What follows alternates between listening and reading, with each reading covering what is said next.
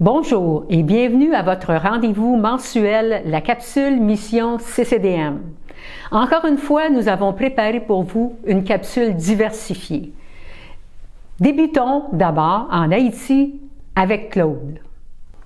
En effet, de Haïti, Louise Charbonneau nous a fait parvenir un petit mot très touchant avec quelques photos. Elle écrit « Une dame de la Floride a cousu 45 robes et sacs pour les filles de l'école et nous a expédiés. Quelle bénédiction de voir les petites filles si joyeuses. » Les deux petites sœurs que vous voyez en bas à gauche de la photo ont été chassées de chez elles par une gang de rue. Ils ont brûlé leur maison. Ils sont toutes les deux parrainés par Child Care Plus. Ils viennent à notre école depuis près d'1 an. Tout en dressant le profil de la jeune fille, je lui ai demandé ce qu'elle voulait faire quand elle sera grande. Elle a répondu « Je veux prêcher l'Évangile ». Hier, à l'école du dimanche, il y avait plus de 915 enfants et adolescents. Quelle joie a procuré cette belle initiative de la dame. Quel courage, quelle résilience de chez ces enfants. Gardons-les constamment dans notre cœur et en prière. Du Québec maintenant, nous avons reçu au début du mois de mai une nouvelle vidéo de Samuel Plante, par laquelle il nous donne des nouvelles fraîches de sa famille, ainsi que de ses productions et des réalisations du ministère Sam Parle. Écoutons-le. Bon matin, good morning, buenos dias, bienvenue dans ma taverne. C'est là que j'ai filmé 22 capsules sur la résurrection du Nazaréen. Après 4 mois en 2023, je veux vous donner des petites nouvelles de la famille, du ministère de l'Intérieur, comme je l'appelle, et du ministère extérieur, Sam Parle. D'abord, au niveau de la famille, par la seule grâce de Dieu, tout le monde se porte bien. Au niveau santé, on a eu comme un petit répit, un petit redout. Vraiment, on passe du bon temps en famille. Faut dire que mon épouse, qui est à temps plein avec eux à la maison, fait un travail, une job, je sais pas comment on peut appeler ça, une vocation, une mission extraordinaire à en prendre soin à semaine longue, à les nourrir, à les aimer, à les couvrir, à les couver, littéralement. Karel fait vraiment un beau travail avec eux et ça me permet d'être libéré dans le champ missionnaire. Merci mon amour, je t'aime. Durant le mois de janvier, j'ai été aussi appelé à faire 5 émissions avec l'heure de la bonne nouvelle, cette émission qui passe à Novo le dimanche matin, donc une super belle collaboration. Ensuite, le mois de février a été l'occasion pour moi de faire une première collaboration avec mon ami Emmanuel Hippolyte, surnommé le Poète Black. La capsule qu'on a fait adressait le thème du racisme pour le mois de l'histoire des Noirs, une perspective chrétienne sur le racisme. Ça a été une collaboration incroyable. Le mois de mars a été doux amer.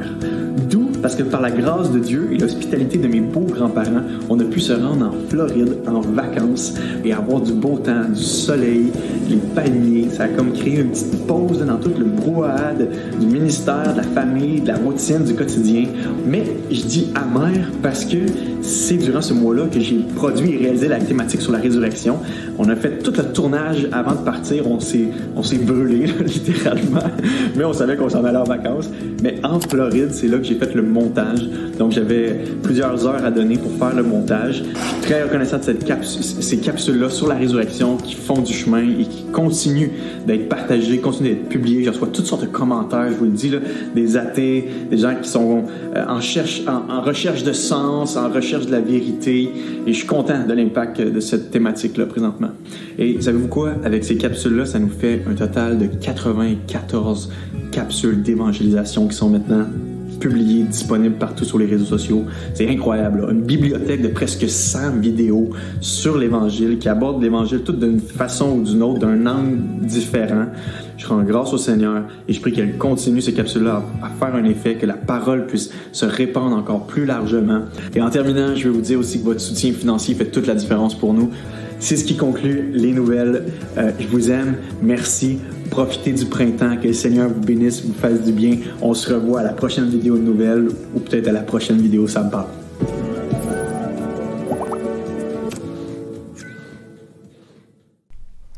Quel beau travail! Glorifions Dieu pour tous ses talents, que ce mêle met si généreusement au service de Jésus-Christ. À présent, quittons le Québec et rendons-nous en Égypte avec Joanne. Comme nous avons vu à la capsule précédente, Yvette, Isaac, The Road of Success et son équipe ont distribué de février à avril 2023 des vivres et couvertures en Turquie et en Syrie. Actuellement, ils interviennent en Égypte. De l'Égypte, Yvette nous a transmis une lettre de nouvelles concernant les situations des réfugiés syriens en Turquie. Elle écrit D'abord, merci de vous être associés à nous lors de notre premier voyage missionnaire en Turquie et en Syrie au mois de février. Comme vous le savez, peut-être, le tremblement de terre a causé une grande dévastation, des traumatismes et des souffrances aux habitants de ces régions, en particulier aux réfugiés syriens en Turquie. En particulier, les enfants qui ont enduré des douleurs et des traumatismes inimaginables. En réponse à cette situation, nous organisons un deuxième voyage missionnaire en Turquie.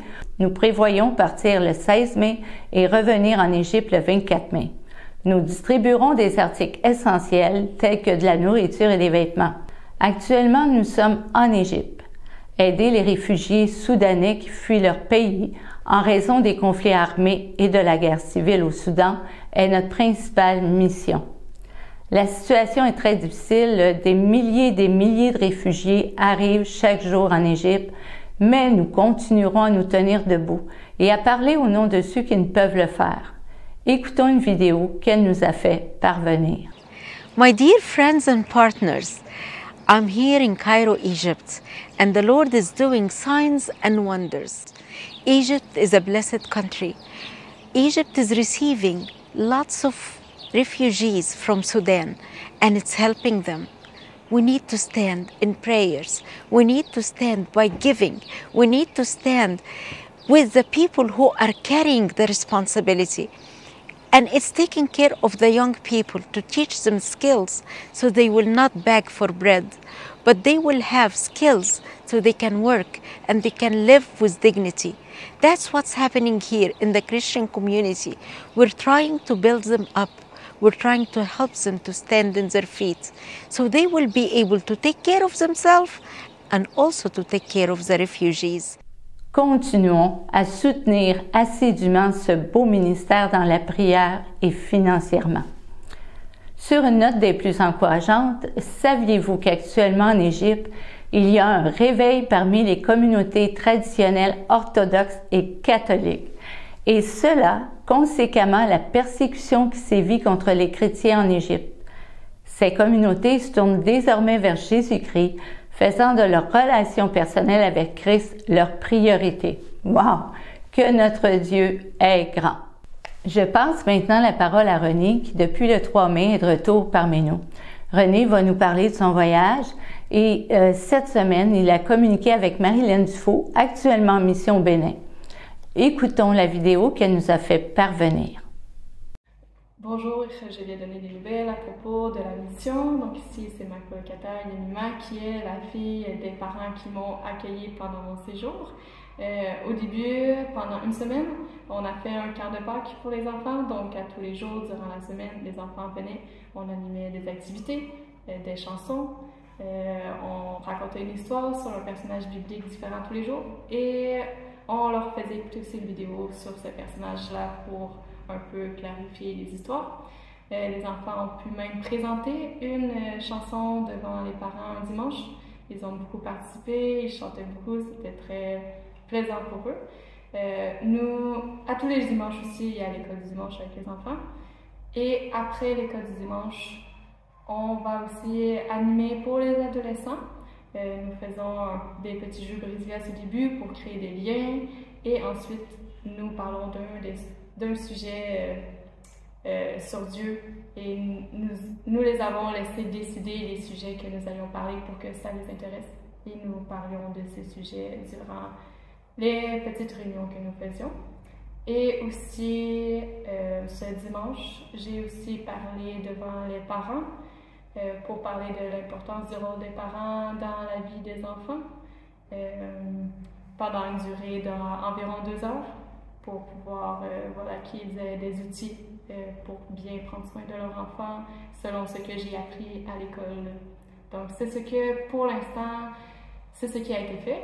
Il reste encore d'autres dimanches pour les enfants et les adolescents et peut-être d'autres réunions à suivre avec les parents.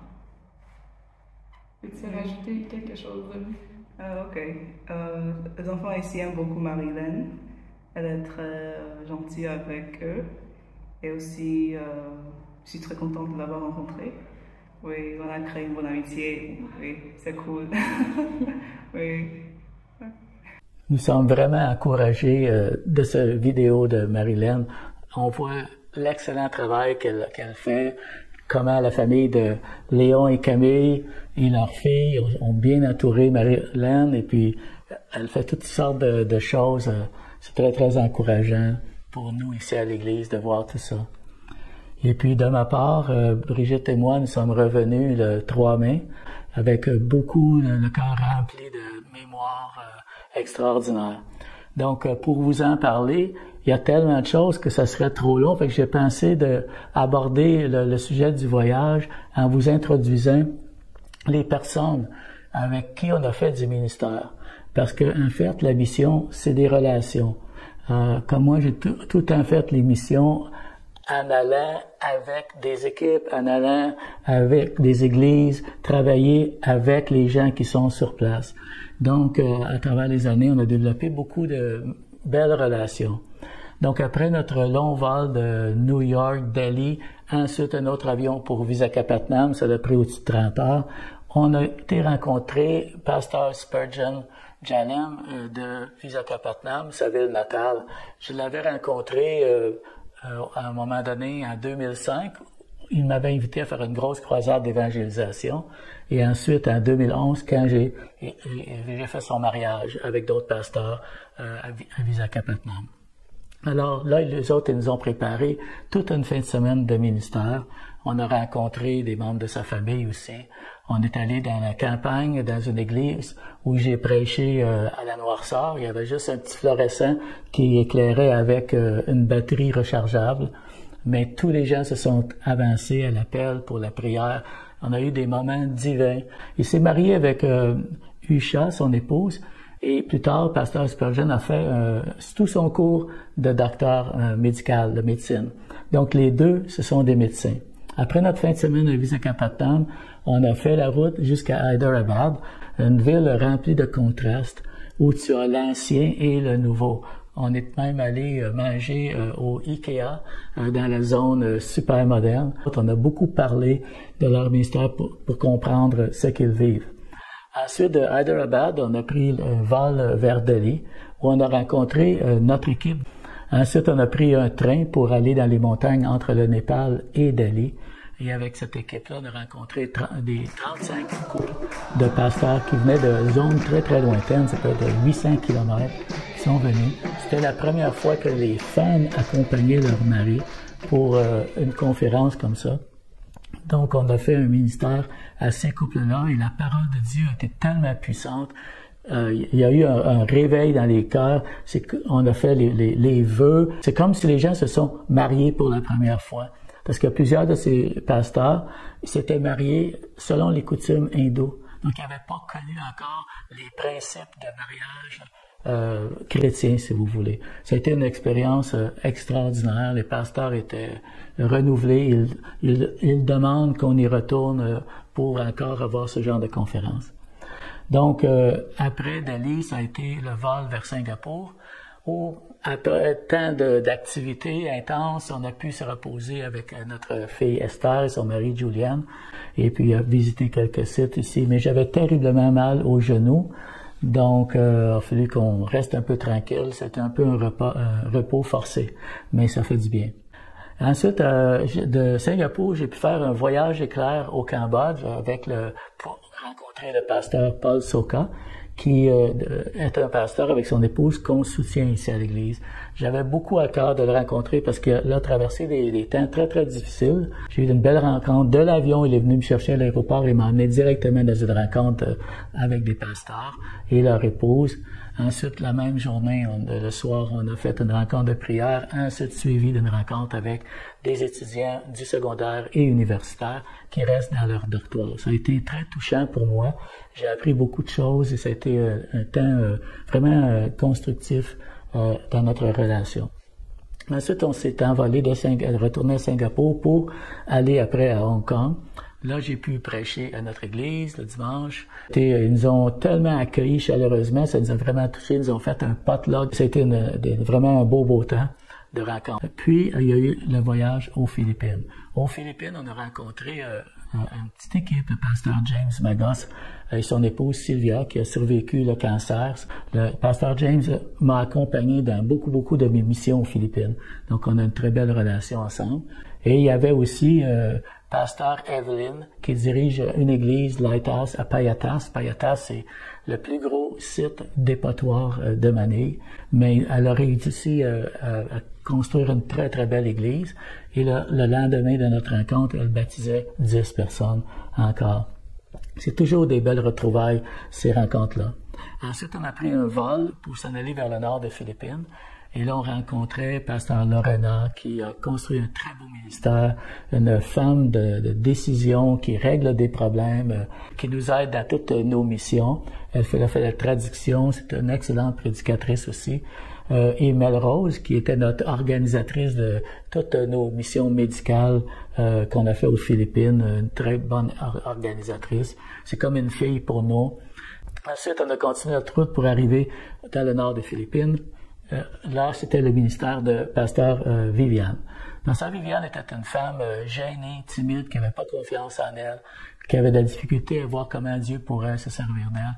Et pourtant, elle a construit 2 églises. Une qu'elle s'occupe de la tribu des Eitas.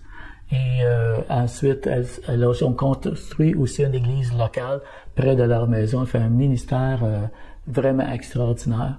Donc, ce sont des belles personnes qu'on a rencontrées. Ce voyage missionnaire-là n'était pas un ministère d'évangélisation.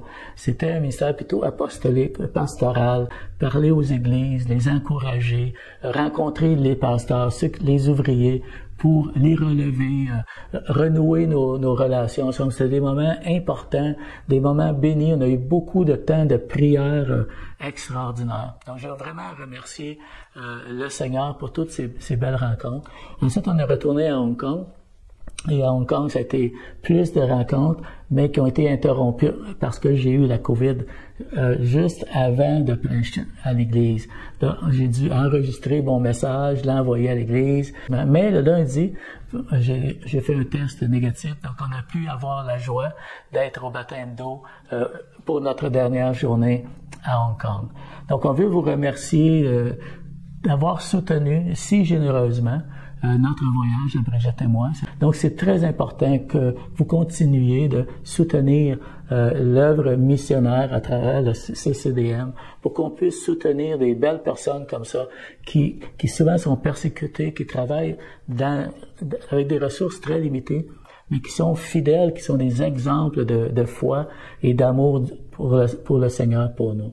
Donc, encore une fois, merci pour tout ce que vous faites, pour la prière, nous avoir accompagnés et avoir soutenus si généreusement. Maintenant, nous allons prendre un temps de prière, Seigneur, pour ces missionnaires que nous avons vus au travers, Seigneur, cette vidéo, Seigneur. Merci, Seigneur, pour ta protection que tu as eue sur René, Seigneur, sur Brigitte durant leur voyage, Seigneur. Merci parce que tu as accompli tout un travail avec Marilyn, Seigneur, au Bénin, Seigneur, que tu continues à l'utiliser pleinement pour ta gloire, Seigneur. Et agis sur Louise et Michel Charbonneau, Seigneur, qui vivent des moments pas toujours faciles en Haïti, que c'est toute cette anarchie, Seigneur. Malgré tout ça, Seigneur, tu vois les enfants qui ont cette résilience, Seigneur. Nous voulons vraiment aussi prier pour tous les autres missionnaires que nous soutenons et ceux vraiment qui accomplissent un travail, Seigneur, vraiment grandissant, Seigneur, que tu vois les âmes, Seigneur, qui viennent à Christ, Seigneur. Ils voulons être un instrument aussi, oui, par nos prières, Seigneur, et par notre soutien financier, Seigneur. Merci pour toutes ces choses, Seigneur. Amen. Nous espérons que vous avez apprécié le contenu de cette capsule. Merci de prier et de donner généreusement pour la mission, car sachez qu'en donnant, vous participez avec nos missionnaires à l'avancement du royaume de Dieu sur la terre. Petite précision, lorsque vous donnez pour la mission, il est très important de spécifier en ligne ou sur votre enveloppe à la ligne mission, sinon votre don ira dans le fonds général de l'Église. Rappelez-vous que le mois prochain, nous revenons à notre cédule normale. Alors, à la prochaine capsule Mission CCDM, le 2e mardi de juin. Que Dieu vous bénisse.